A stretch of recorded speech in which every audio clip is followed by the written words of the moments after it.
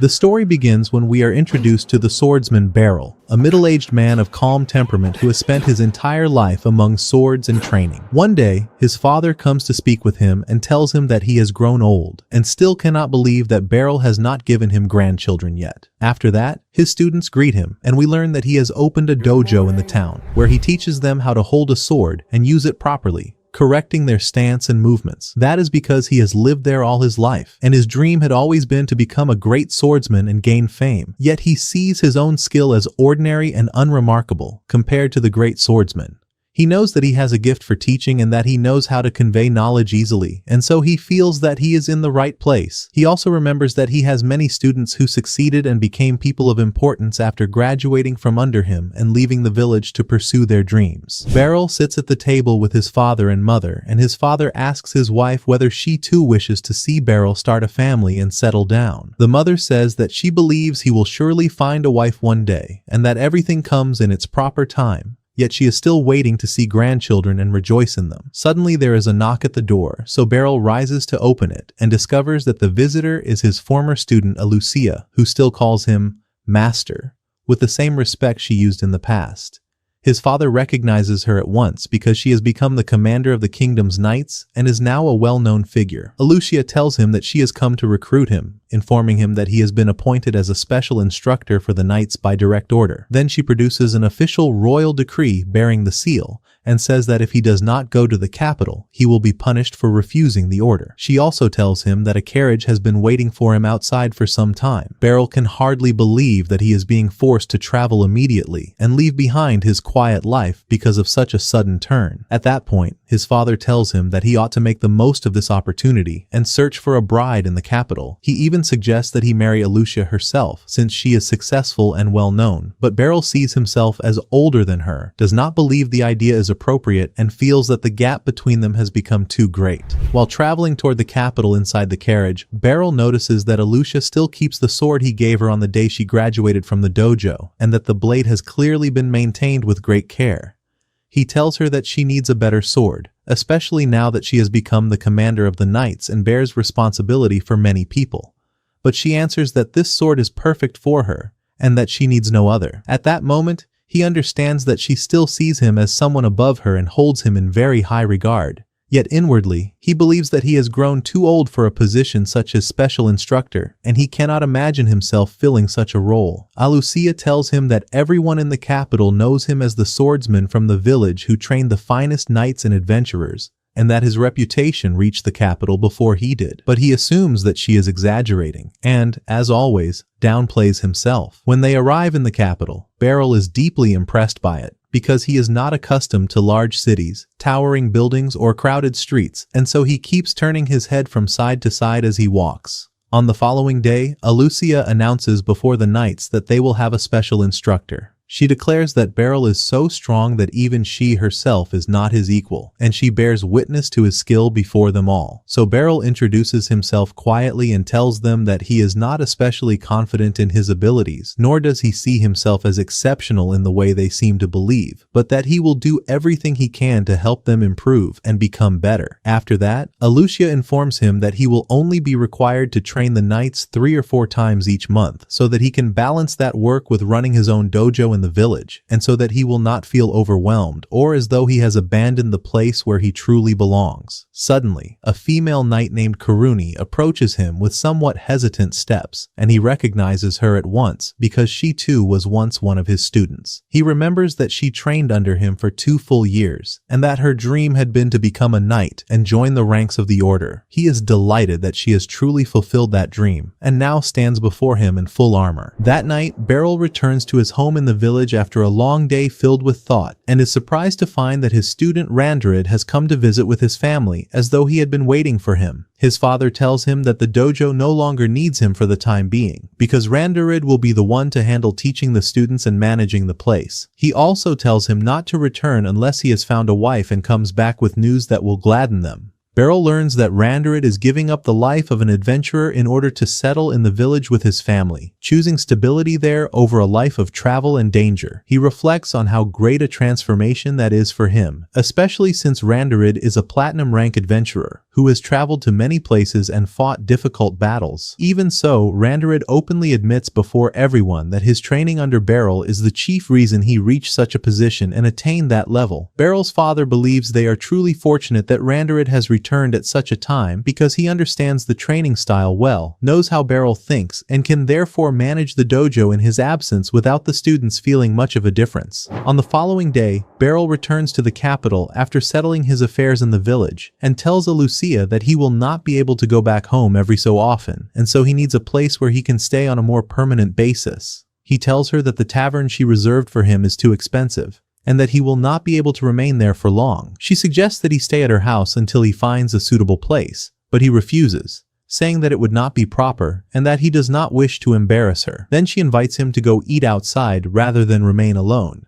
But suddenly a woman named Landry shouts at Lucia in front of, mocking her for walking through the city with a man. Beryl assumes that he is the one causing her embarrassment, so he covers his face with his hand from sheer awkwardness, while Lucia tells that woman to stop meddling in what does not concern her. Beryl notices the metal plate hanging from her neck and realizes that she is a black rank adventurer, a very high rank. Suddenly, the moment she focuses on his features, she recognizes him and cries, "Master!" then asks whether he remembers her. She reminds him that he was the one who brought her into the dojo long ago and taught her how to hold a sword properly. At that point, he remembers that she is the girl he rescued 20 years earlier when she had been lost and in need of someone to guide her. She tells him that she had always wanted to tell him of her success and of how she had become a famous adventurer, but that she had never been given the chance to meet him again. He is delighted that she is doing well and has reached what she once desired, though she is puzzled by why he is walking beside Lucia in this way. Lucia calmly explains that she is helping him find a place to stay because of his new assignment. Landry says that she works as a broker and that she is an expert in real estate and inns and can find him a suitable lodging at a reasonable price. She also hints that Lucia in fact knows nothing about taverns in the city, since she does not frequent such places, and indeed, the two of them help him search for somewhere to stay. He looks at more than one option until he finally settles on one,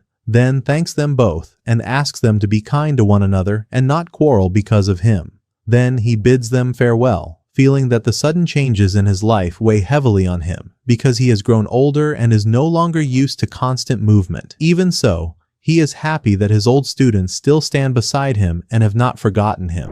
Then we see the vice commander, Henblitz, sparring with one of the knights in the training yard, and the excitement is obvious on everyone's faces. In the end, he defeats him after breaking his sword with a powerful strike that leaves all the onlookers amazed by his strength. After that, Lucia orders the knights to prepare for a harsh training session unlike the usual ones, because Beryl will begin training them personally. But Henblitz believes that Beryl looks utterly ordinary and shows no signs of strength, so he decides that the man is not strong enough to train them and challenges him to a duel in front of everyone in order to test him. So the two prepare for battle under the watchful anticipation of the knights. Deep inside, Beryl feels that he will be defeated before such strength, yet he decides to do what he must and not run from the challenge. Henblitz attacks with great power and speed, and Beryl notices that his physical strength is indeed tremendous, but that his blows are easy to predict and rely too much on recklessness. When he charges forward with a powerful strike, Beryl moves his sword aside at the right instant, then, almost against his own intention, lands a simple hit on his head that causes him to lose his balance. The knights assume that it was no more than a lucky accident, and Henblitz is irritated by that. He becomes more serious, fights with full concentration, but Beryl continues to predict his movements and repel his attacks one after another without showing the slightest sign of fatigue.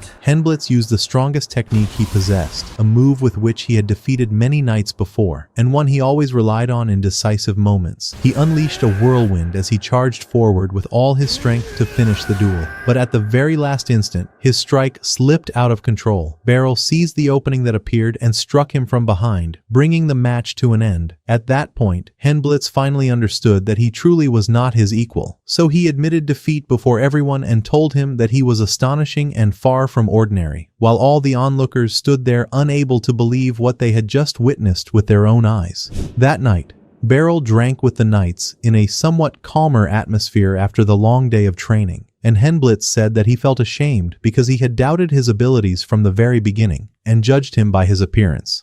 Then he asked him how he had managed to counter his final move, the one that had always succeeded before. Beryl answered simply that he had moved with the rotation of the attack itself and caused him to lose his balance, then told him that if the technique had been more flexible and had not relied on brute force alone, it truly might have been enough to defeat him. At the same time, we see Beryl's father sitting with Randarid in the dojo, where he says that he wants to help Beryl gain a great name throughout the entire kingdom and not merely within the village. He adds that he traveled as an adventurer to many places and saw an enormous number of swordsmen, yet never once met a swordsman better than Beryl when it came to fundamentals and control. His father believes that the time has finally come for everyone to recognize his true talent and that it should remain hidden no longer. The knights begin training with him seriously. Beryl stops two of them in the middle of a fight and tells them that they are allowing their opponent to focus too much on their swords, and because of that, they could use light movements that would not easily be noticed, then turn the opponent's concentration against him. But he suddenly notices that everyone has gone silent and is listening to him with intense attention, so he feels that his advice is simple and does not deserve all that focus. Yet he continues explaining calmly.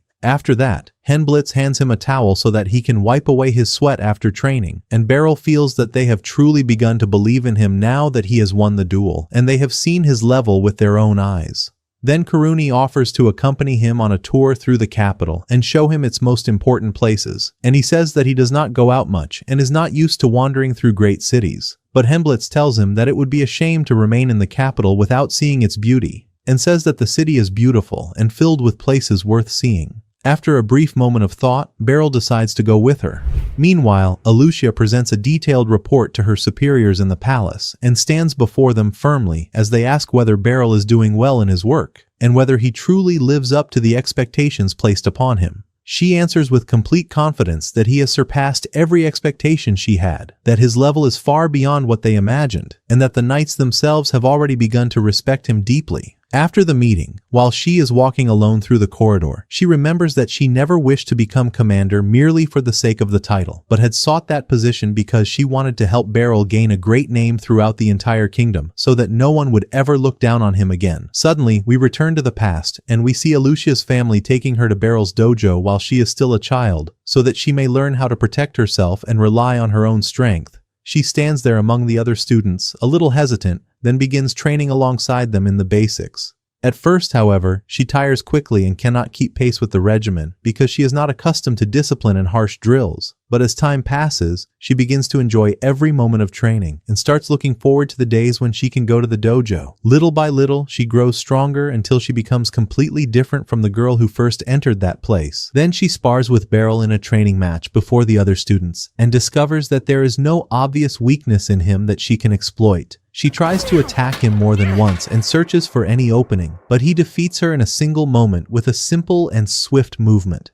He tells her that she truly has good instinct because she chose the proper moment to attack and did not rush recklessly, so she comes to see him as someone extraordinary and different, though she still thinks of him as nothing more than a highly skilled instructor and never imagines that he is far greater than that. One day, Beryl goes with his students to another dojo to train with the students of a well-known swordsman from the region. The atmosphere is filled with competition, and her companions manage to win their matches easily. When her own turn comes, she notices that her opponent is leaving himself wide open and is not guarding himself properly. She evades his strikes one after another, while he tries to pressure her a little in order to embarrass her before his peers. But in the end, she lands a decisive point and is shocked by how easily she defeats him compared to what she had grown used to under Beryl's training. After that, they return home, and Alucia can hardly believe that they defeated everyone in that other dojo in such a way, and she feels immense pride. But Beryl tells her that she ought to focus on what she learned from the experience rather than on the result itself, and that what matters is growth, not victory. Suddenly, she remembers that she left her hairpin behind there, so she quickly runs back alone before they have gone too far.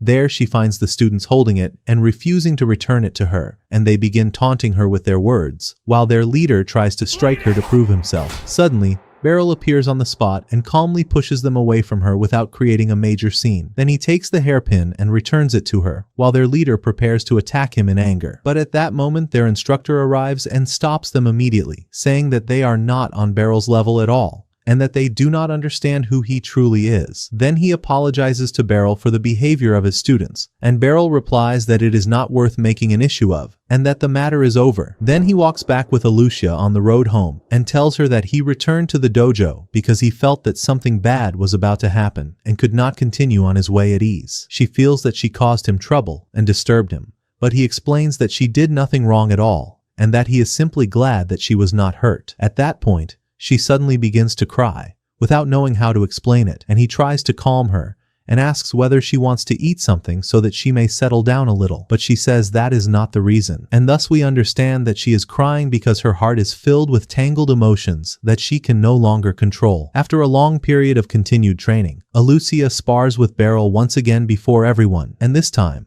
after great effort and intense concentration, she manages to defeat him. He then places the farewell sword in her hand and tells her that he has nothing more left to teach her, and that she has reached the stage where she must continue on her path by herself. She knows that, from her own point of view, she is still nothing compared to him, yet she accepts his decision and receives the sword with great respect. After leaving the dojo, she decides that she will prove that Beryl is truly the greatest swordsman of all, even if he himself does not see it, and so she enters the examination to join the Royal Knights. She overwhelms the other candidates with ease, and even the examiners themselves are not on her level because their standard is far below what she trained against under Beryl. She enters the Knights with the highest scores, her name begins to shine, and after 10 years of effort and advancement, she becomes the official commander of the Knights. But her true goal the entire time was for everyone to acknowledge her master's talent and to know that he was the foundation behind her success. That is precisely why she made him the special instructor of the Knights, so that his true level would be seen before all. Then we return to the present, where Henblitz says before Alicia that Beryl is an excellent teacher, unlike anyone who has trained them before. She notices that he is not present with the Knights in the yard, and he tells her that Kuruni has taken him on a tour through the capital to show him its most important places. Then we see Beryl walking through the market amid the crowds, looking at the goods and the people, when suddenly a girl named Ficelle calls out, "Master!" in a voice overflowing with excitement. At first he does not recognize her, because her appearance has changed, so she pulls out her farewell sword, the one she received from him upon graduating, and he immediately understands that she is one of the dojo's former graduates. At last he remembers her and says that he did not recognize her because her appearance has changed so much, and she has become completely different from the girl she once was. She tells him that they have not met in 5 years. That is, since she left the village. Then Kuruni, smiling, adds that Ficelle has now become the shining core of the magical division, a figure with a known name in her field. Then Ficelle tells him that she came out to buy magical accessories from the market because she has work soon, and she stands before a stall filled with strange tools, choosing a fire ring that appears simple, yet clearly powerful. Kuruni says that even a beginner could use it to cast fire spells without much effort, but Ficelle replies with confidence that she does not need the ring in order to use magic, and that she bought it merely as a precaution. Beryl is surprised to learn that she is in fact a mage, and not merely a fighter, for he knows that only a very small number of people can become true mages, since it requires a special gift. He feels a faint sadness because she left behind the path of the sword that he trained her in, yet he remains proud of her no matter which path she chose. Suddenly, a thief snatches a woman's bag and runs through the crowd, and people begin shouting. Ficelle quickly draws her sword and uses it to cast a spell from the blade itself. It coils around the man's legs and throws him to the ground. Kuruni immediately rushes forward and seizes him before he can rise again, while Beryl is amazed by the speed of their reaction and how perfectly they cooperate without the slightest confusion. He tells Ficelle that her magic is marvelous and exquisitely refined. She explains to him that she uses her sword as a medium for releasing spells instead of a traditional staff, meaning that she still makes use of the sword skills he taught her, but has fused them together with magic. At that, Beryl can hardly believe that she has managed to blend swordsmanship and magic with such harmony. Beryl was walking alone through the city at night, trying to clear his mind after a long and exhausting day, when suddenly a witch called out to him from a distance. Her name was Lucy, and she told him that she was the leader of the magic corps in the capital. At first, Beryl assumed she was just a small child because of her youthful appearance, but when she demonstrated her magic with swift and precise movements right in front of him, he quickly realized that she was telling the truth and was not joking at all. She then explained that Fasil had spoken about him many times, and that was how she knew he was the very teacher who had trained her with the sword. After that, she asked him to follow her to an empty place away from people. Lucy told him that she loved magic deeply and trained every single day to improve herself, but she wanted to test what she had learned against someone truly strong. Without giving him any warning, she suddenly attacked. She was amazed by his reaction speed when he managed to dodge the first explosion, and then she began launching fireballs at him one after another to pressure him. Barl felt slightly exhausted while avoiding them since he was not used to fighting mages. Yet he managed to approach her with careful steps and prepared to deliver a strike that would stop her. However, she surrounded herself with flames and created a barrier around her, telling him that she would not allow him to approach her so easily. She continued throwing fireballs at him while he ran and moved constantly to avoid them. Then she asked him whether he had ever fought a mage before. He answered that this was the first time he had ever faced magic in such a way. When Lucy realized that mages were difficult opponents for him due to their distance and long-range attacks, she summoned a massive block of ice from the air to crush him. Barl managed to change its trajectory and send it back toward her with a precise strike. She immediately detonated it with fire before it could reach her. In the very moment the smoke spread from the explosion, Barl appeared in front of her, having used the smoke as cover, but she reacted instantly by striking him with lightning and forcing him away. Then she told him that she was still saving her best for the end and had not even used her full power yet. Barl tried to advance toward her carefully, but he tensed when he noticed a dark energy gathering around her and steadily growing stronger. With his instincts as a fighter, he understood that if that spell touched him, he would not survive. Yet Lucy suddenly told him to forget about it, and the dark energy faded away at once. She revealed that she only wanted to see how he would react under real pressure. Barl asked her seriously what would have happened if that spell had actually touched him, and she calmly replied that he would have been destroyed in an instant without being able to do anything. Even so, Lucy admitted that he was strong. She said that she now understood why Fasil admired him and spoke about him with such respect because he had managed to endure her attacks and adapt quickly. Barl responded that he had trained for many long years, yet he was still unable to defeat his father in a true duel, and that was why he believed he still had a long road ahead of him and much more to learn. Lucy found it strange that he was neither angry nor upset, even though her attacks could have killed him.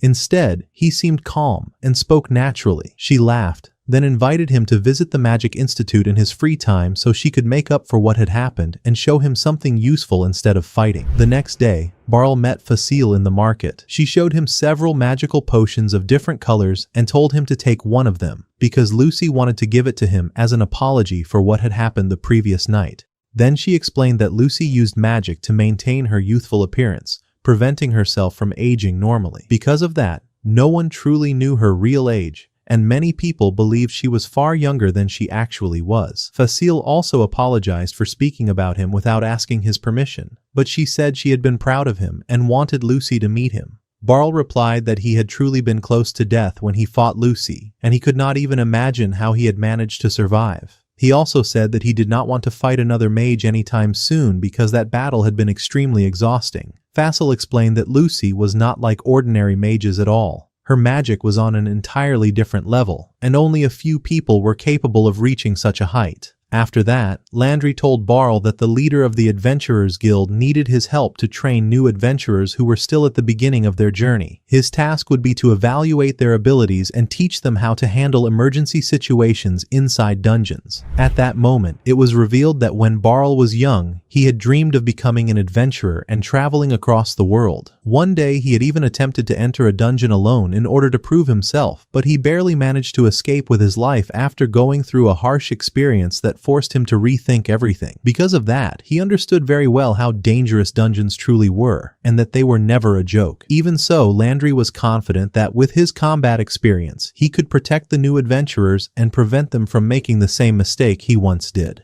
Barl later went to the Adventurers Guild to meet them and discuss the details, but he was surprised to find Lucy there as well, as if she were somehow involved in the matter. Landry explained that she had known the guild leader for a long time and had many dealings with him. Then the guild leader introduced himself as Nidos, a man who looked strict but clearly experienced in his work. Nidos told Barl that he trusted him because both Landry and Lucy had testified to his strength and skill. However, his assistant Maine said that he did not trust Barl at all. because he lacked real experience as a professional adventurer and had never truly explored dungeons. Main suggested that they test Barl's strength through a duel between him and Landry in front of everyone so they could judge his ability with their own eyes. And the others found the idea appealing. Nidos asked Barl if he agreed to fight the duel in front of everyone to prove himself. From Barl's expression, it was clear that he did not like the idea and did not believe fighting was the proper solution. Yet he felt he could not refuse in front of them, otherwise doubts about his abilities would remain. So he reluctantly agreed in order to end the argument. He prepared to face Landry in the guild arena, while deep inside he believed that he was not on her level since she was a black rank adventurer with extensive field experience.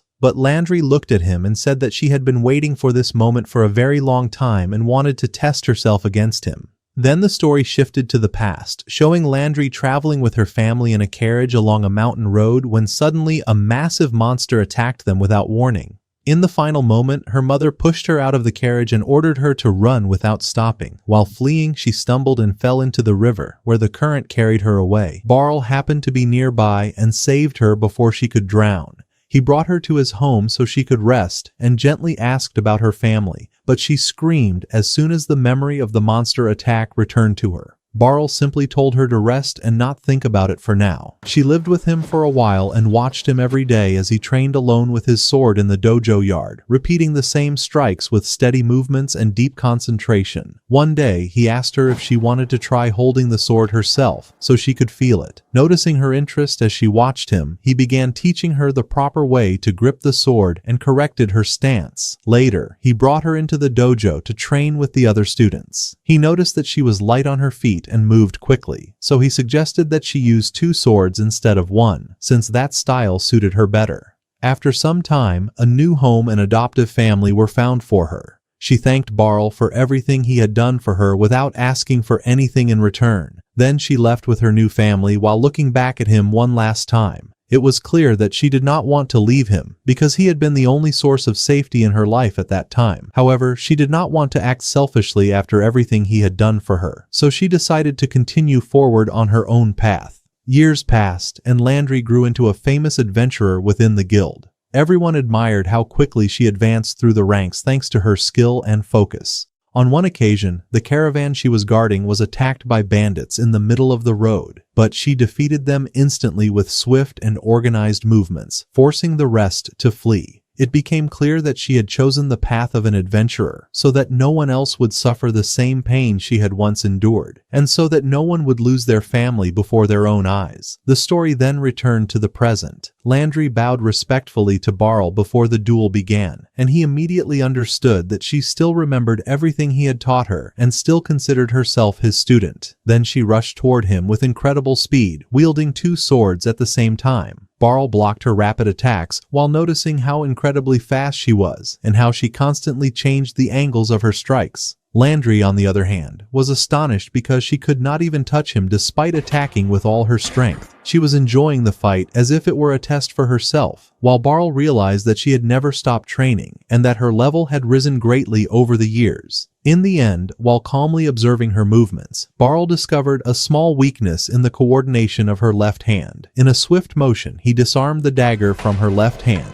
and then knocked her to the ground without injuring her. At that moment, everyone clearly understood that he had won the duel. Landry stood up and told him that he was truly amazing and still superior to her, but Barl replied that he would have lost if he had not noticed that weakness at that exact moment. He also explained that she had not yet mastered using her left hand the same way she had mastered her right, and that she needed to balance the two. After that, Main apologized to Barl in front of everyone for doubting him from the beginning and judging him without seeing his true ability. Then Nidos officially asked Barl to take responsibility for training the new recruits so the guild could rely on him for future missions. The next day, Barl and Landry met the beginners at the entrance of a training dungeon. Barl noticed that they were nervous and that anxiety was clearly visible on their faces. One of them, named Sorrel, said that according to what he could see, there were 6 monsters nearby. Barl soon realized that Sorrel was using a magical device that detected surrounding monsters and estimated their number. The group then defeated a group of goblins easily and in an organized manner. From that, Barl understood that they were good fighters with solid fundamentals and were capable of clearing the dungeon without needing his direct help. However, they found it strange that the number of monsters inside the dungeon was far lower than expected for a place of that level. Suddenly, Sorrel's device shattered for no apparent reason, as if it had been affected by some unknown energy.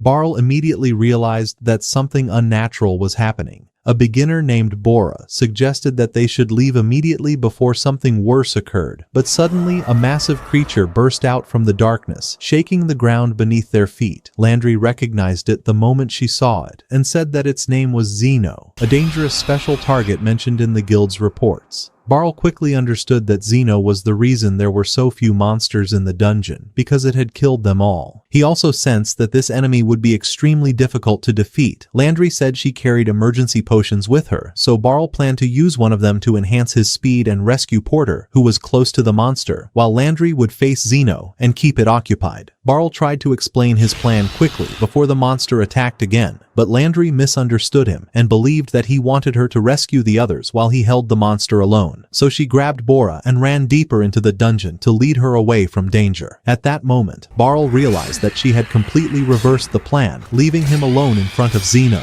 Zeno attacked Barl with terrifying force, creating immense pressure that made him realize he had no choice but to face it alone. He began blocking its massive attacks and tried to cut its legs to reduce its movement, but he soon discovered that his sword could not penetrate its hard scales. For a brief moment, he felt that he might not be able to defeat it with his current strength. Even so, he knew that he had to buy time by any means necessary until Landry and Porter could escape. The battle continued. Zeno struck him with its tail, but Barl managed to cut it off. The monster became even more furious and charged toward him, but Barl leapt onto its back. Zeno then rose into the air, trying to shake him off, while Barl clung to it with great difficulty. The monster crashed back down and then used its power to cover its entire body in molten lava. Barl was forced to escape to higher ground, yet the lava began spreading rapidly throughout the dungeon. Barl could hear Nidri shouting as she dragged Porter away, but he soon noticed that the lava had begun spreading above them. Nidri grew extremely tense, and from the urgency in her voice, Barl realized that he had to finish his fight with Zeno quickly.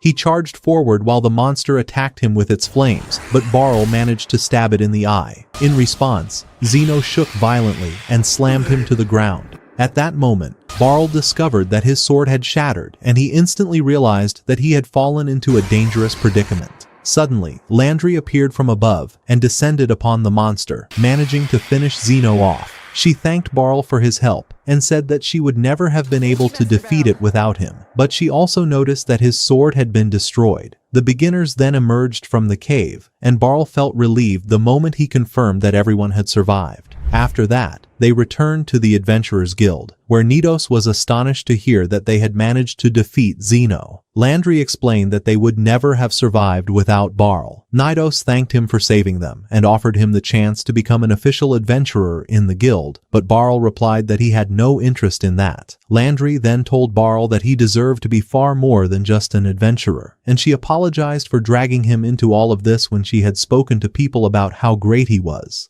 She added that she was happy to have fought by his side, but Barl told her that they had survived because her decisions had been correct, and he said to her that she had truly grown. Afterward, Karoni and Alicia took Barl to a blacksmith, and the moment he saw him, he recognized him immediately. It was Balder, one of his former students and the oldest disciple who had ever entered his dojo. Balder had once come to learn the sword only so he could understand what it felt like to hold one. But Barl had always known that his true dream was to become a blacksmith, so he congratulated him on achieving that dream. Karoni asked Balder to sharpen her sword, but he noticed that its condition was extremely poor and said that it had to be replaced entirely. Barl then asked her what she felt when she held a short sword, and she answered that it felt light. From that, he understood that such a weapon did not suit her, because if a fighter could not feel the weight of their weapon, they would never be able to use it properly. He suggested that she should use a two-handed sword instead. When she tried it, she said that it was not too heavy, and Barl considered it a perfect match for her. She decided to buy it, and Barl also began looking for a sword that would suit him as well.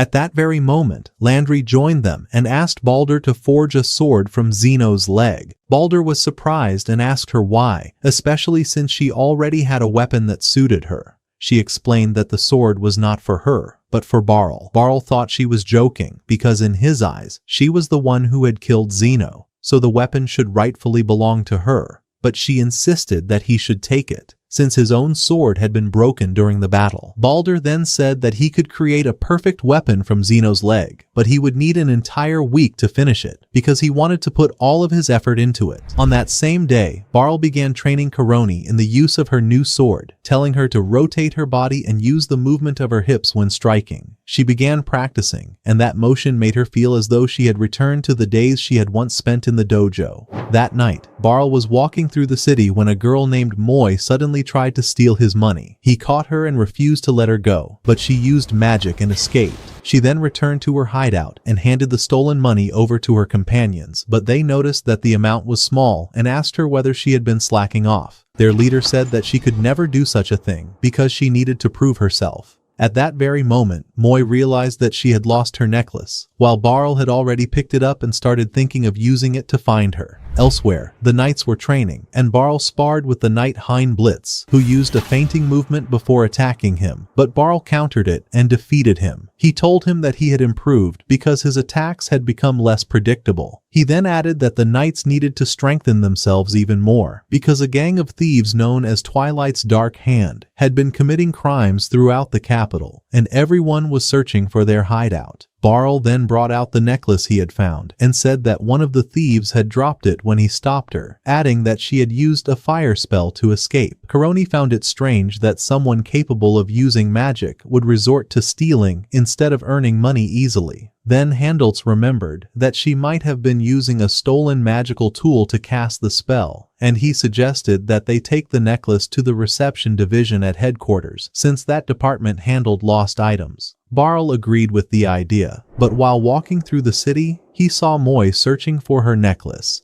He told her that he knew where it was, and she immediately demanded that he return it to her at once. He asked her to calm down and told her that he had left it at headquarters, then asked whether she had stolen it from someone. She denied it. Barl decided to help her recover it, but he advised her to stop stealing. Then he took out the necklace and told her that he would return it after they talked for a little while. At that point, Elucia joined them, and Barl explained the situation to her. He said that he did not want to hand Moi over to the authorities because he felt that she was kind on the inside. He asked her to stop stealing, but she refused. Elucia then said that the state would take care of her if she truly had talent in magic, and she added that she wanted to help her. Barl confirmed that they were both being sincere, and he promised to return the necklace if she told them about her circumstances. Moi confessed that she needed to pay 5 million to a mage who had told her that he could bring her sister back to life with magic, and that she had turned to stealing because she did not have that amount of money. The two of them immediately understood that she was being deceived. Elucia stepped away for a moment, and Barl noticed that Moi was hungry, so he gave her food and reassured her that everything would be all right. Then he returned her necklace to her, and he could see the joy in her eyes. Suddenly, Elucia returned with Lucy, who asked Moi whether she possessed talent in magic. Lucy said that she needed more mages and introduced herself as the leader of the magic corps, but Moi thought she was lying. Lucy told her to calm down and drink some tea, then noticed that the air was cold and warmed it with her magic right in front of her. At that moment, Moi became convinced that Lucy truly was a real mage, and Lucy invited her to join the Magic Institute. But Moi said that she had no time for that, because she needed to gather 5 million in order to bring her sister back to life. But Moi refused to believe her, because she had seen the mage revive her sister's corpse. Lucy then told her that she should not trust him and asked for his name, promising that she would personally give her 5 million if he was telling the truth. Moi answered that his name was Twilight, so Lucy decided that she would meet him and asked Moi to take them to his hideout. Elucia wanted to go with them, but Lucy said that she would attract attention because she was a knight, so she decided to take Barl instead. He said that there was no need for his help, but Lucy already knew that he wanted to go. In the end, he admitted that he wanted to stop Twilight because he was exploiting children. Moi then guided them to Twilight's hideout and suggested using a secret entrance because the front door was locked, but Lucy simply blew the door apart. Inside, they found a group of thieves. One of them tried to stop her, but she hurled him aside and said that she had come to speak with their leader. Then she told Barl to deal with the thieves while she went downstairs herself. The thieves were astonished that he underestimated them while carrying nothing but a wooden sword. One of them then tried to attack Moi, but Barl protected her and began fighting all of them at once. Meanwhile, Lucy had already come face to face with Twilight. She knew that he had been lying to Moi while he recognized her as the leader of the Magic Corps, yet he did not appear afraid of her at all. He summoned large masses of ice in an attempt to crush her, but she melted them with her flames. When Lucy discovered that he relied on magical accessories to cast his spells, he used telepathy through a bracelet on his wrist, and from that, she understood that he had used it to deceive Moi and manipulate her sister's corpse. Twilight then summoned a fireball to strike her, but Lucy's dark energy appeared in an instant, and he collapsed to the ground immediately. She told him that tricks like his were worthless in the face of true power. At the same time, Barl had already finished defeating the thieves. Lucy returned to the entrance and said that Twilight was still alive, but unable to move because of her spell. She threatened to torture him if he did not tell the truth, and in the end, he finally confessed that there was no such thing as resurrection magic. Only then did Moi realize that he had been deceiving her all along. Lucy then left to call the authorities, while Moi discovered that her sister's corpse had disappeared and that all she had left was her chain. She was lost and uncertain about what she should do now, because she did not know what would happen to her after this, nor was she sure whether she could ever trust adults again. But Barl told her that not all people were like Twilight, and that there were kind people in this world as well.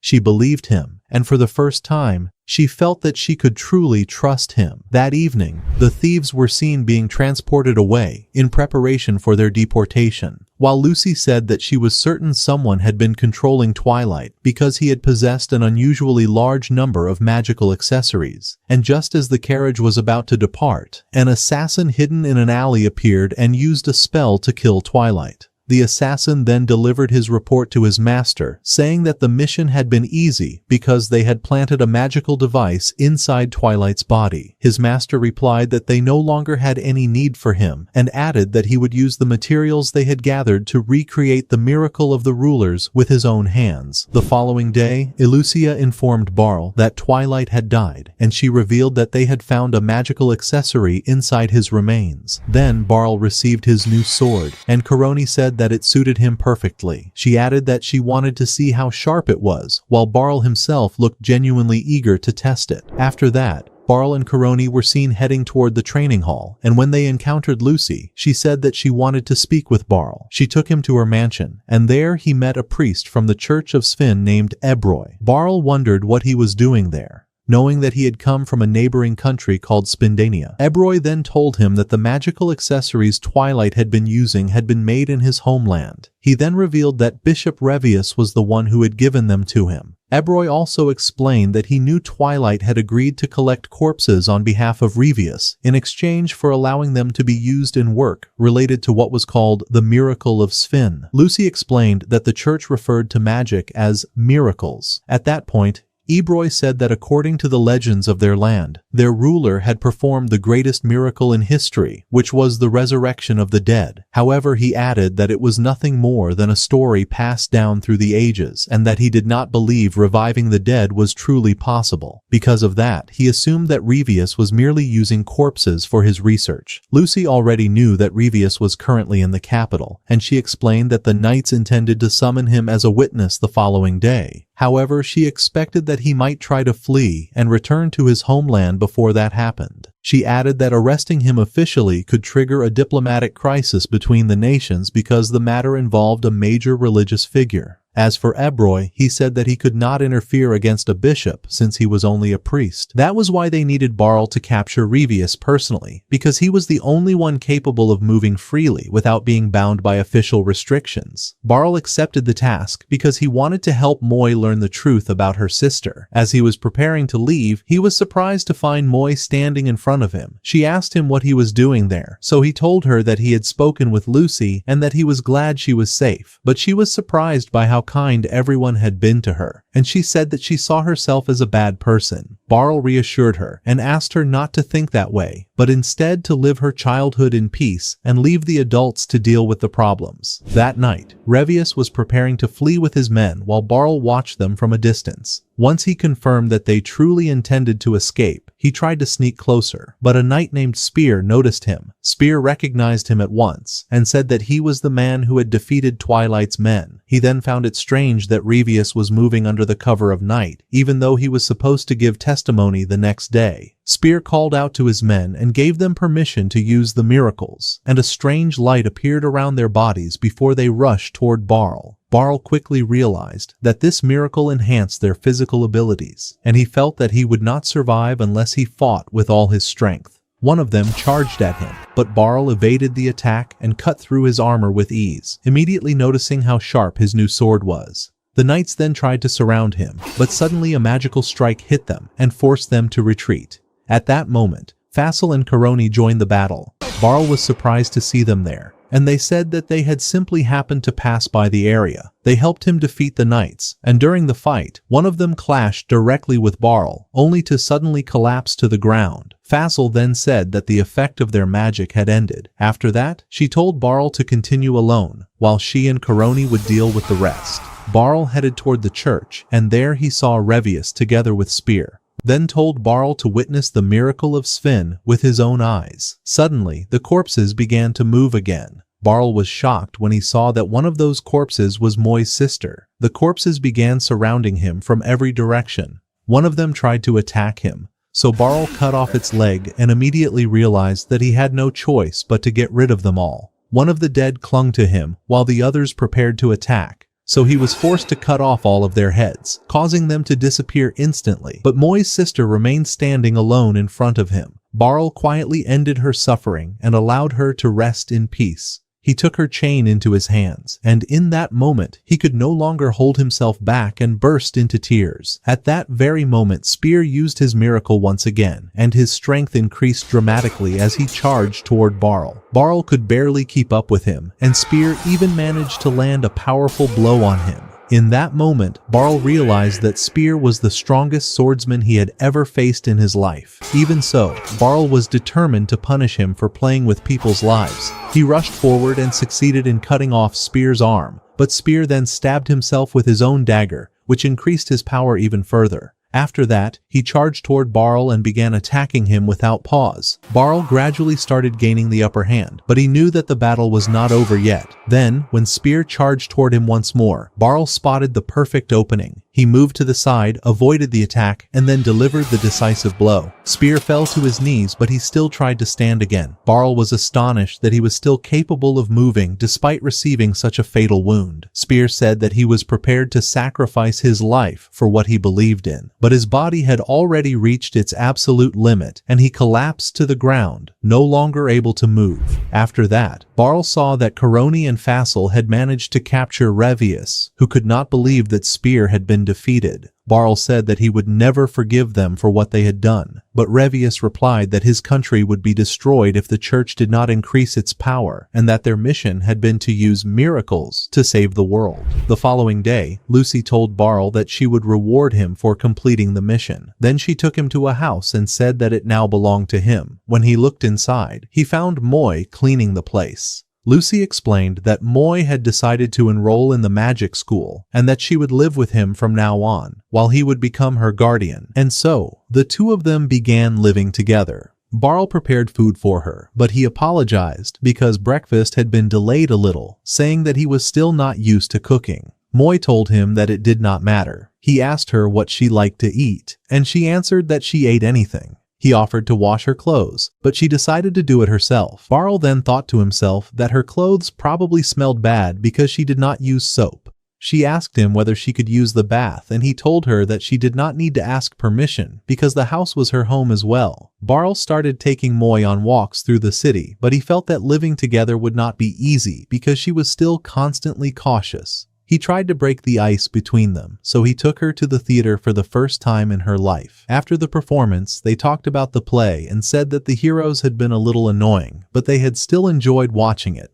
Barl felt that their relationship might improve if they continued spending time together. The next day, they went to the magic school. There, they were welcomed by a teacher named Kanara, who offered to show them around the place. She led them through the corridors and asked Barl who had invited them to the academy. He told her that Lucy was the one who had invited them, so she explained that Lucy was the head mistress of the school. The students greeted the teacher respectfully, and Barl noticed how well-mannered they were. Kanara then told him that they could become the greatest mages in the country in the future, and that was why they were also taught proper etiquette as part of their curriculum. She explained that Moi was exempt from the aptitude test because she carried a letter of recommendation from the headmistress. But she asked her which specialization she wanted to study. Moi answered that all she knew how to do was fire magic from her hands. Kanara then said that offensive magic suited her and told her that it was one of the 5 magical systems. After that, Kanara asked whether she wanted to live in the dormitory, and Barl expressed his desire to see it first. Kanara led them there and showed them the dining hall where the students ate their meals every day, as well as a spacious bath meant for relaxation. Barl was deeply impressed by the place. As they were returning, Barl began thinking about allowing Moi to live there, but he was not sure whether she would be able to adapt to living with other children. On the way, he passed by a sausage restaurant, but found the place crowded. He was about to leave, but Landry called out to them and invited them to sit with her. She asked about Moi, and Barl told her that he was her guardian, which left her shocked. Landry then explained that adventurers had been hunting monsters heavily these days because they wanted to reduce their numbers before the delegation from Spindania arrived for their annual meeting. After the meal, Barl asked Landry to encourage Moi because she was about to join the magic school, but Landry frightened her a little when she said that she would be competing against the best mages in the country. Then she calmed her down and said that she would never lose as long as Barl was her guardian, and she affirmed that he was a truly great person. Moi returned home, and Landry said that she had great potential and would go very far because she was not a bad person. Barl then visited Alicia and told her that Moi was going to begin studying at the magic school, but that he was hesitant about the matter of letting her live in the dormitory. Karoni believed it would be better for her to live there, but Barl feared that she might suffer among strangers. As for Heinlitz, he said that Barl should allow her to step out of her comfort zone, and Lucia also agreed with the idea of the dormitory. After that, Barl went to Lucy to ask her the same question, but Faisal joined them and said that living in the dormitory was comfortable. Lucy also mentioned that Faisal might become Moi's teacher in the future. Barl said that she was wonderful, but he began to feel inferior. Lucy was about to give her opinion, but he suddenly left without waiting, which made Fasil wonder what had happened to him. In truth, Barl wanted to be like a father to Moi. He remembered how happy he had been when he learned that she would live with him, but he had also realized that she liked the idea of living in the dormitory, and he felt that he had no right to call himself her guardian if he could not place her future above his own feelings. When Barl returned home, Moi told him that she had heard a strange noise behind the stairs. He moved it slightly and found a group of rats coming out of a hole. Moi said that it would be better to leave them alone, but Barl opened the doors and windows and prepared to drive them out. He said that they were dangerous and might bite her, but she told him that she used to see them every day before and that they had never hurt her. Even so, he insisted that he would never allow her to return to her old life. He managed to drive one of the rats out, but the others hid beneath the dining table. He flipped the table and trapped one of them underneath it, then caught it and threw it outside. One last rat remained hidden inside the bathtub. Barl tried to catch it, but he could not predict its movement. Just when it was about to escape, Moi stopped it with her fire, allowing Barl to catch it. Barl was surprised that she had helped him, but the rat bit his hand, so he threw it outside and sealed the hole with a rat-repelling ball. After that, he began preparing the food while thinking about Moi's actions and how she had helped him. He felt that perhaps she really could live in the dormitory with confidence. She offered to help him cook and started peeling the vegetables, while Barl felt sad because he knew that she might be leaving soon. During dinner, Moi said that she had helped him because she wanted to learn how to cook. Barl assumed that she was doing that for the sake of her future, but she explained that she wanted to learn things quickly from a young age. So Barl told her that the dormitory would provide her with food, but she replied that she had decided not to live there because she wanted to help him at home. She added that if he ever needed anything, he should ask her. Barl was surprised by her words, and then she said that she liked hot food. At that moment, he decided that he would prepare soup and stew for her every single day. After that, Alucia told Barl that they needed to buy new clothes for him, and she mentioned that the delegation from Spindania would be arriving through train ball. He replied that he had already heard that from Landry before, which made her wonder how Landry had managed to inform him first. She then explained that the duty of the knights was to protect important figures throughout the entire duration of the delegation's stay in the capital. Barl wondered whether Revius would attend the meeting, but Handlitz answered no, explaining that the church did not handle the diplomatic affairs of the country, since that responsibility belonged to Parliament, which was headed by the royal family. Alucia then asked Barl to meet the royal families of both nations, and he felt that the matter was far beyond him, but she reminded him that he was the distinguished instructor who had received official approval through the royal seal. She added that he had to wear appropriate clothing because he would be meeting members of the royal family, and since she knew he was not used to the clothing shops in the capital, she asked him to go shopping with her.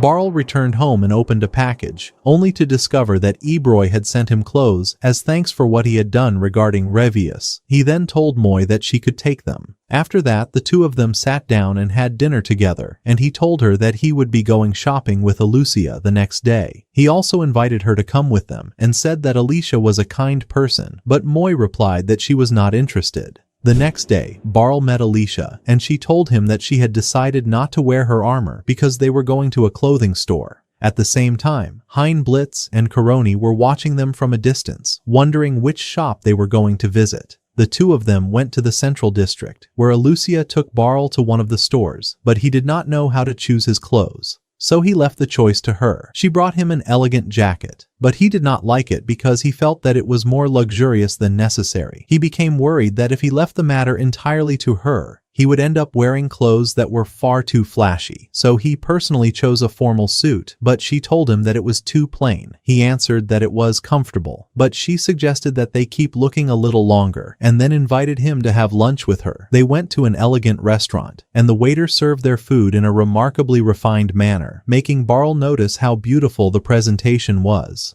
Meanwhile, Hein Blitz and Coroni continued following them, and they noticed that Alucia seemed happy, so they assumed that the reason was simply that she was with Barl. At the end of the day, it turned out that they had ultimately bought the very suit Barl had chosen himself. He apologized to her for making her move with him through so many stores, but she told him that she had only been happy because the two of them had spent some time together. He thanked her for her time, then left, while she remained standing there, watching him walk away. But suddenly, Heinlitz approached her and admitted that he had been watching her. She answered that she did not mind, so he asked her about the nature of her relationship with Barl. However, she said that she only wanted to make her master happy. The following day, Heinlitz was watching the Knight's train at night, while Coroni apologized to him because she had run away the previous day, since she had not known how to react after he went to speak with Alucia. He told her that it was all right. At that moment, Alucia joined them, so Coroni left to continue her training. Alucia then revealed that she intended to challenge Barl to a duel so that he could display his skills before everyone prior to meeting the royal family. Heinlitz found that strange and asked whether that was truly the only reason she wanted to fight him. At that point, she said that if she won, she wanted to share her wish with him, then added that she needed to prepare herself for the battle. Coroni assumed that Alucia intended to confess her feelings to him if she won, while Heinlitz believed that no one could possibly reject her because she was almost perfect in every way. Then Barl appeared and noticed that everyone was training seriously, but Alucia challenged him to a duel and told him that she wanted to train with him before the arrival of the Spindania delegation. He accepted the challenge and the two prepared to fight, while Barl thought to himself that if she fought with all her strength, he would not be able to defeat her, especially now that she had become the captain of the Knights. She told him that her title was Alicia, swift as lightning. The moment Hein Blitz gave the signal to begin, she rushed forward with terrifying speed, but Barl managed to block her strike. She said that most of her battles ended in a single instant, while Barl found himself confused and unable to read her movements, making him realize that she was fighting him with everything she had. She continued her relentless assault, but he succeeded in forcing her back. She noticed that this was the first time anyone had ever blocked her attacks 3 times in a row. As for Barl, he was barely defending himself, and he started thinking that he would not be able to keep blocking her attacks forever, so he tried to switch over to offense, but she kept pressuring him fiercely, while he refused to lose to her, because he knew that if he managed to overcome her, it would prove that she had become a far greater swordswoman. Meanwhile, she said that she was happy because she had been able to show him the skills she had gained after leaving the dojo. Heinlitz believed that the advantage was leaning toward her because Barl was barely maintaining his footing, but Barl focused closely on her fighting style and finally succeeded in reading her movement. He realized that she used her knee to enhance her speed, but he felt that knowing that alone would not help him because her sharp eyes allowed her to evade his attacks with ease. In the end, he understood that he would not be able to defeat her in a fair and direct fight. He blocked another strike, then deliberately left himself open, causing Alucia to prepare her decisive blow. But in the very next moment, he grabbed her cloak and pulled her to the ground, and with that move, he won the duel. Kuroni objected and said that what he had done counted as cheating, but Heinlitz replied that a real battle had no rules, and that Barl was the only one strong enough to use such a move against Alucia. Then he told her that her style was too honorable, and that she needed to be careful of opponents who fought without honor. After that, they heard the lunch bell, so they left to eat. Kuroni told Alucia that their duel had been incredible, and said that she felt she would never reach either of their levels. Then she asked her whether she had intended to confess her feelings to him if she had won, but Alucia replied that she had only wanted him to buy her some clothes. Kuroni left to eat lunch, yet Heinlitz knew that Alucia had not told the truth. Then Alucia said that all she wanted was to make Barl happy, and that it would not matter to her even if she was not the reason for his happiness. Elsewhere, Barl was sitting with Moi during the meal, talking to her about his duel with Alucia, and saying that she had fought him with all her strength. Moi assumed that Alucia had wanted him to notice her, and she said that she believed Alucia loved him, but he answered that he was too old to think about such things. Moi noticed that the wooden cup he was drinking from was slightly cracked, but he said that it was not important as long as he was still able to drink from it. Then she showed him her school uniform and told him that she had borrowed books and that she had to take care of them and make sure they did not get dirty. Barl realized that she would be starting school the following week, but he noticed that she did not have a bag, so he decided to buy one for her before her first day. At the same time, Landry received a message from the guild informing her that one of the platinum rank adventurer teams had cornered a monster in a forest near the capital, but had not yet been able to capture it and needed her help. Landry felt that she was not up to the task, but at that very moment there was a knock on her door and she was told that she had a visitor. Then the story returned to Barl as he entered a bag shop, where the shopkeeper immediately began showing him his wares. Barl selected a school bag for Moi,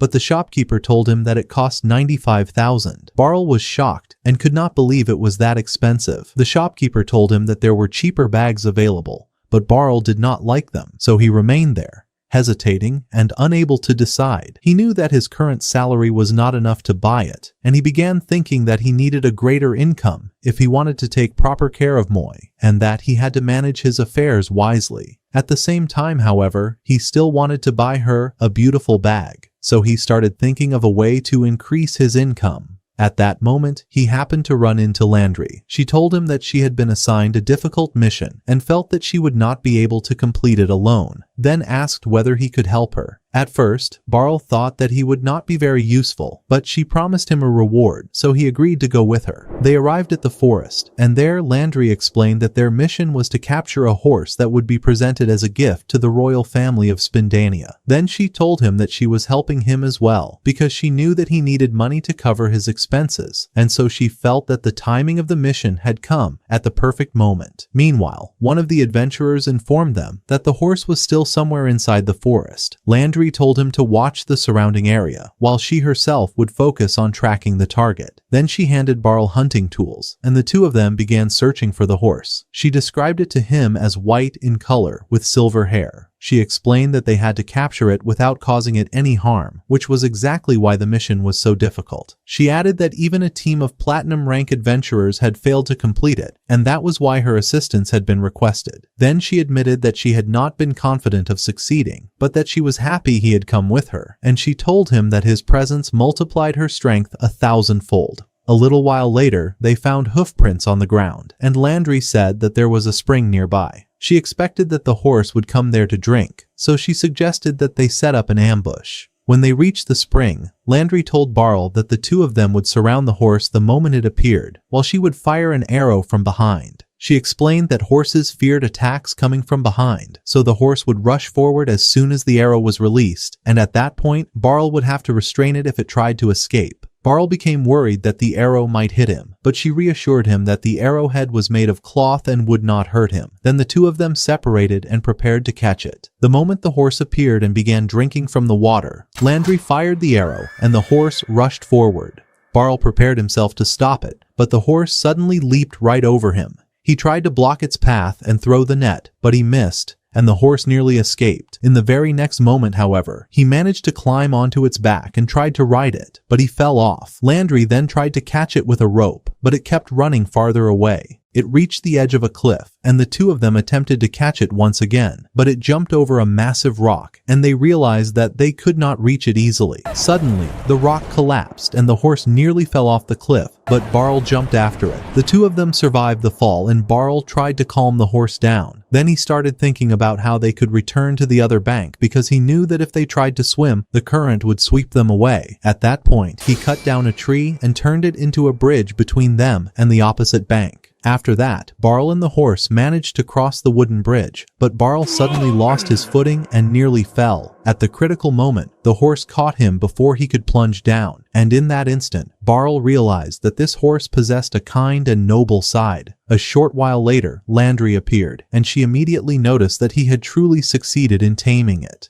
They returned to the capital, where Naidos thanked Barl for saving the reputation of the guild. He explained that royal requests could either raise the guild's standing tremendously or destroy it completely if they failed. Then Landry handed him his reward, thanked him for taming the horse, and told him that she had once felt jealous of Moi, but that she now intended to support her and encourage her. She also told him that he would find something waiting for him when he returned home. When Barl got back to the house, he gave Moi the bag he had bought for her. She immediately liked its appearance very much, and he asked her to try it on. After she put it on, he told her that it suited her perfectly, and said that he hoped it would be useful for her in the future. But she surprised him by taking out a ceramic mug for him and saying that she had worked very hard to get it for him. Then she explained that Landry had helped her find work and that she had started earning her living by washing dishes. Barl was stunned that she had bought him such a gift, so she reminded him that the old wooden cup he used for drinking had been cracked. She then asked him to try the new mug. When he drank from it, he felt that the taste really was better, yet he still could not fully grasp that she had worked specifically to buy it for him. She then explained that once she became busy with her studies, she would no longer be able to help him with anything, so at the very least, she had wanted to ease his burden and give him something that would let him drink more comfortably. The next day, Moi went to her first day at school, while Barl was training the knights. At that point, Ilusia informed him that the leader of the Church of Sven and his deputy had arrived. She explained that they wanted to meet their counterparts before the official delegation arrived, then asked him whether he would come with her. Barl said that he still did not trust them, because he did not fully understand how they had handled the matter of Revius, but he decided to go anyway so that he could understand what was happening. When Barl met the leader of the Church of Sven, he was surprised that the deputy leader recognized him immediately and addressed him as her teacher. At that moment, he recognized her as well and discovered that she was one of his former students, named Rose. He then remembered that she had trained at his dojo years ago and had managed to graduate after only a year and a half. The leader of the Holy Order, Juga, was surprised that both Ilusia and Rose had shared the same teacher, but Barl said that he had truly been fortunate to have exceptional students like them.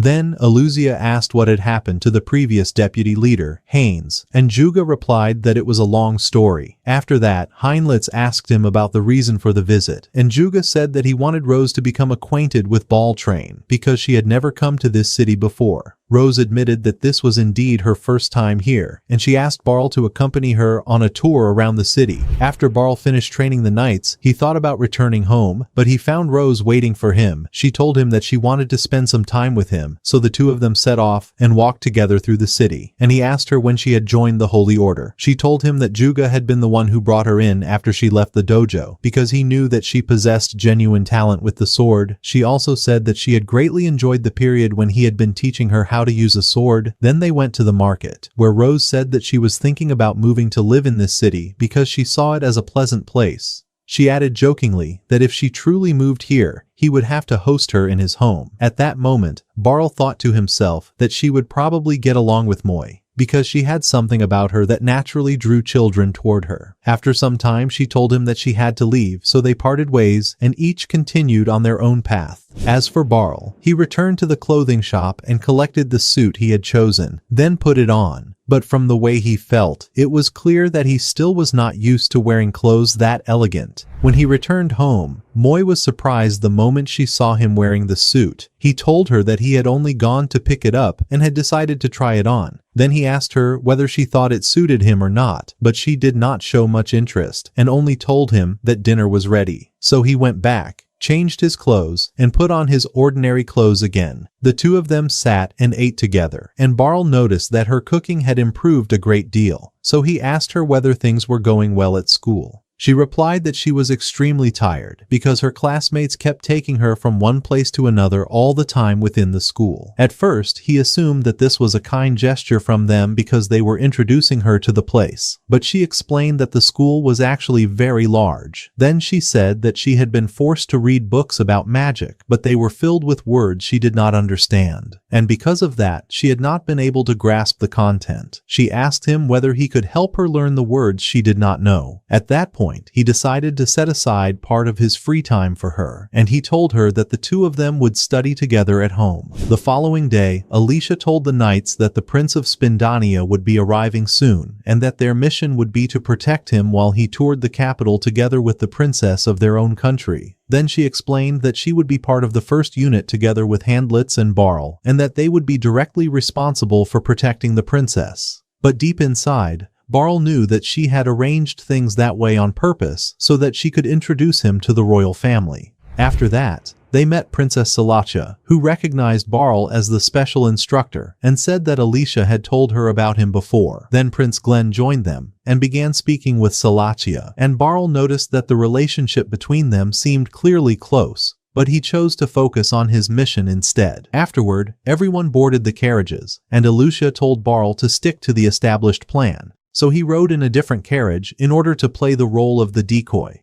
The knights accompanied the carriages through the streets of the city, and Barl noticed that they were controlling traffic with remarkable efficiency. Suddenly the carriages stopped, and Salatia said that she had seen a beautiful hair ornament and wanted to take a look at it. She headed into a jewelry shop, but Han Blitz and Barl noticed that the crowd outside was growing very large because so many people had gathered, hoping to see members of the royal family. As they were returning to the carriage, Juga asked Glenn not to cause another commotion. But in the middle of the crowd, Barl caught sight of someone dressed in dark clothes, and then that figure vanished in an instant. He wondered to himself whether he had imagined it or whether there truly was something suspicious going on. After that, Barl told Alicia about the person he had seen and said that he had sensed a clear killing intent from him. At that point, Han Blitz decided to tighten security even further. Then the scene shifted to the royal family standing before the theater, while the people had gathered there to watch them. Suddenly, assassins appeared from within the crowd, and Juga shouted for the royals to move back immediately. Barl found it strange that the assassins did not appear to be giving off a clear aura of bloodlust, but suddenly another group of them appeared, descending from above. Before long, the entire area was filled with smoke, forcing the royal family to take shelter inside the theater. One of the assassins attacked Barl directly, but he blocked the strike.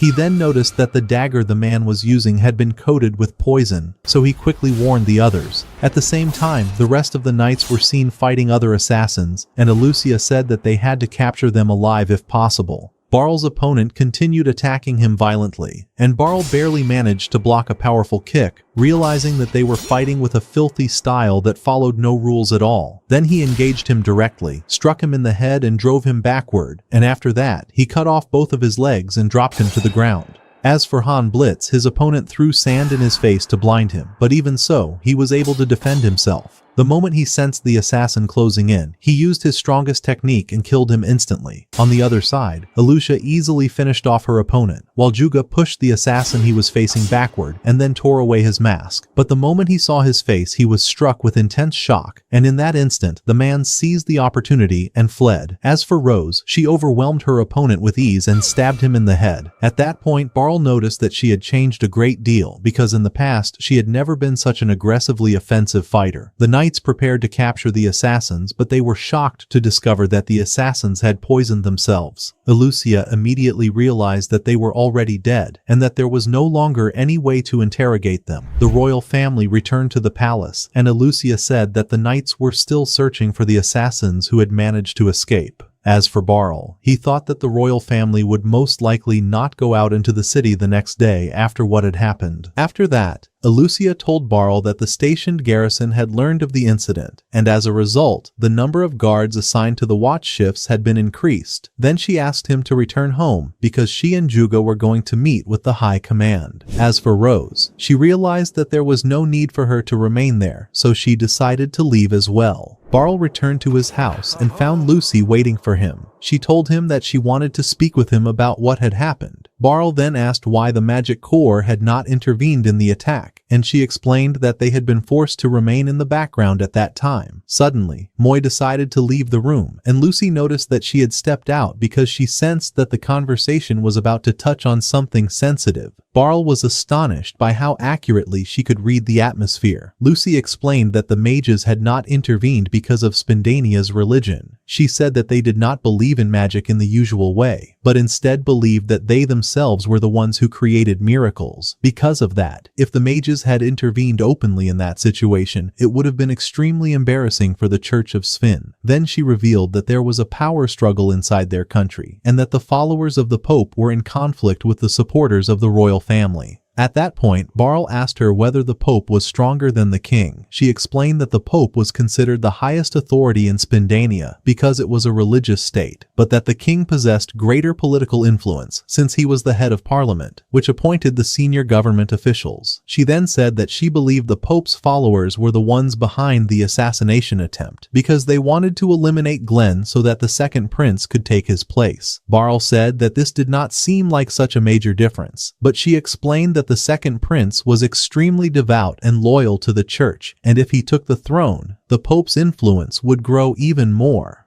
Barl assumed that the following day's tour would be cancelled because of the incident, but Lucy told him that the matter was not that simple. At that moment, Moy returned to the room, so Lucy decided to leave. At the same time, Rose went to Alucia, who was surprised that she had not yet returned to the inn. Rose said that she was looking for Boyga, and Aya replied that he was still in the middle of a meeting. Rose then asked what they were going to do the next day, and whether the royal family would be going to the agricultural district. Alucia was surprised that she wanted to know that. Rose answered that it had to do with security precautions, so Alucia told her to ask Atuga after his meeting ended, but Rose persuaded her to at least tell her which areas they needed to be careful about. Alucia agreed to speak with her in the reception hall, but discovered that she was busy at that moment, so Rose suggested that they go to one of the cafes instead. After Alucia explained the situation in the agricultural district to her, she prepared to leave, but Rose told her that she also wanted to talk about Barl. Then she revealed that she had traveled frequently in the past, and that she had met him by chance 6 years earlier. Alucia replied that she had known him since he was younger, and she began telling Rose how special a person he had always been.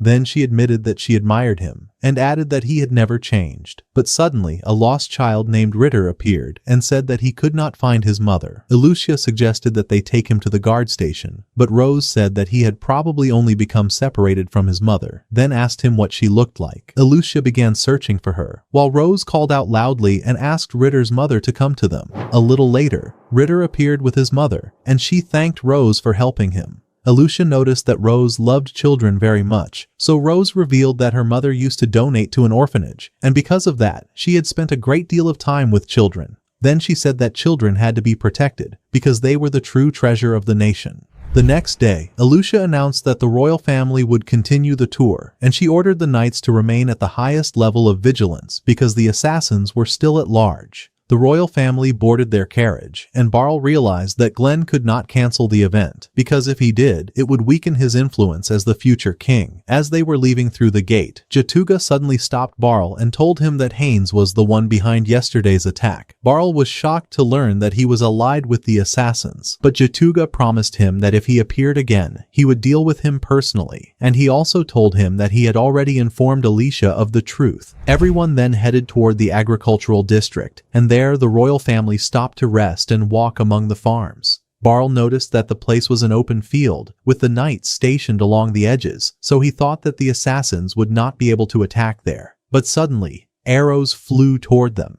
The knights deflected the arrows while Barl ordered the royal family to lower themselves immediately. Then the assassins charged toward them, and Barl was able to cut them down quickly, but he noticed that the archers were still attacking from a distance. The knights began maneuvering between the arrows while fighting, and at that point, Barl told Jota to deal with the archers, so he rushed off to pursue them. The assassins continued their assault on Barl, but he defeated them easily. One of them almost reached Glenn, but Heitlitz cut him down before he could get close. At that point, Barl told Alicia to take the royal family back to their carriage and gather the knights around them to protect them from within.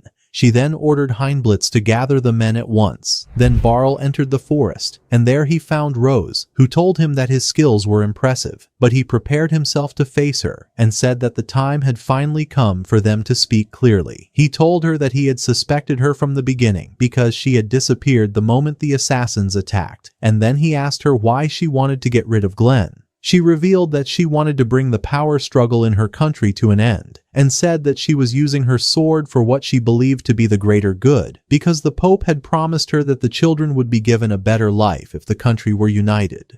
Meanwhile, the scene returned to the knights, who were still fighting the assassins. Handlitz was worried about Barl, but Alusia told him to trust in her teacher's strength. As for Barl, he kept dodging Rose's attacks and asked her to surrender, but she explained that the Pope would kill the orphans if she failed in her mission. Then she said that she would never retreat no matter what happened, and she noticed that Barl was in pain deep inside. She asked him to scold her, reminding him that he had once been her teacher. The battle between them continued, and she told him that she admired him because he knew how to fight an opponent wearing armor, but Barl found it difficult to keep up with her, because she was using the armor to block his attacks, and he realized that it was extremely difficult to predict her movements. She attacked him again, but this time he focused on her movement and managed to block the strike and knock her weapon away, leaving her completely exposed. He seized the opportunity and struck with all his strength, splitting her outer armor and even the iron armor beneath it, and blood began to flow. At that point, she asked him what kind of move he had just used. He replied that he had been forced to end the battle in a single blow, because he knew that trick would never work on her a second time. But she told him that he had not needed to go that far just to defeat her. Then she asked him to end her life, but he refused and said that he could not do that because she still needed to atone for her sin. At that moment, Jatuga arrived and began treating her wounds. Then he said that he had already dealt with the archers, but that he had seen her fleeing and decided to chase her. He managed to stop the bleeding, and then asked both of them what had happened. So Barl told him the truth, revealing that Rose had been working with the assassins because the Pope had taken a group of orphans hostage. Jatuga was shocked and could not believe that the Pope would do such a thing, then said that they had to search for the children and make sure that they were safe. He added that he would tell everyone that Haynes was the mastermind and that Rose had been injured by the assassins, because he knew that if the truth came out, she would be sentenced to death. Barl realized that Jatuga himself might also be punished if the truth were exposed, so he asked him why he was willing to risk everything to save her. At that point, Jatuga revealed that she was his half-sister. Then Barl asked him whether he stood with the Pope's followers or with the king's supporters. He answered that he was neutral, but that his heart leaned toward the prince's side. Rose then cut in and said that she trusted neither side, because Rivas had been judged unjustly. Barl was surprised and asked her what she meant. Jatuga explained that Rivas had been accused of violating religious taboos, and that many believed the royalists had fabricated the charges against him. But Barl said that he had seen the truth with his own eyes, because he was the one who had personally captured him. He added that Revius had been cooperating with criminals in order to recreate the experiment of reviving the dead. Rose was stunned and could not believe what she was hearing. At that point, Barl asked her not to place blind trust in the Pope, and instead to use her skills for something nobler than that. She replied that she wanted to live long enough to see true justice with her own eyes. Then he asked Juga to take care of her and promised that he would not reveal the truth so that she would not fall into even greater trouble. After that, the story returned to Alucia and the others, and they were shown to be utterly exhausted, but in the end, they had succeeded in defeating the assassins. When Barl returned, they realized that the fighting was over, and they told him that they could never have won without him. Then he told them that Rose had been injured while fighting at his side, but that the medics had treated her, and everyone was happy to hear that she had survived. After that, they returned to headquarters, where Lucia received a letter from the royal palace and discovered that she had been invited to an official banquet. Then she said that Barl had been invited as well. Everyone thought that this was good news, but he himself had no desire to attend. But Koroni told him that if he failed to appear, he might be punished by execution.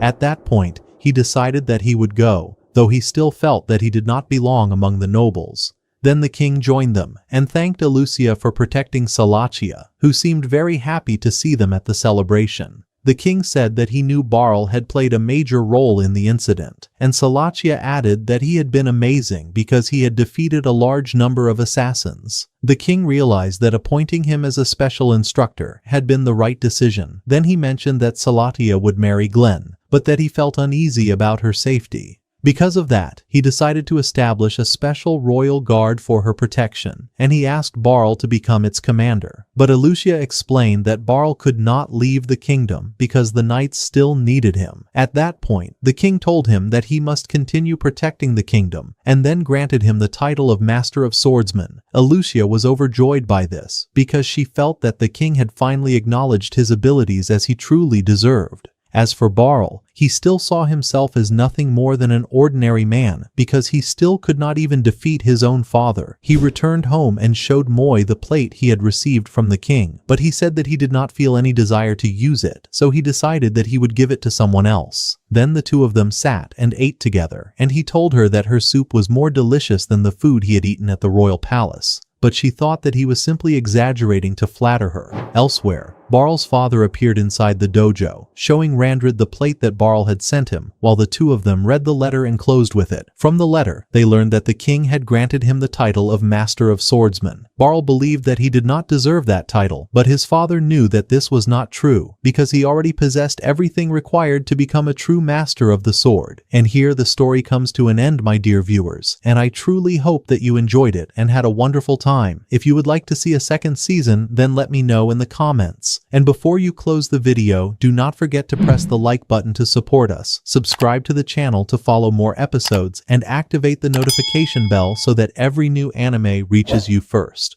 Write your thoughts in the comments, and I will see you again in new episodes. Farewell.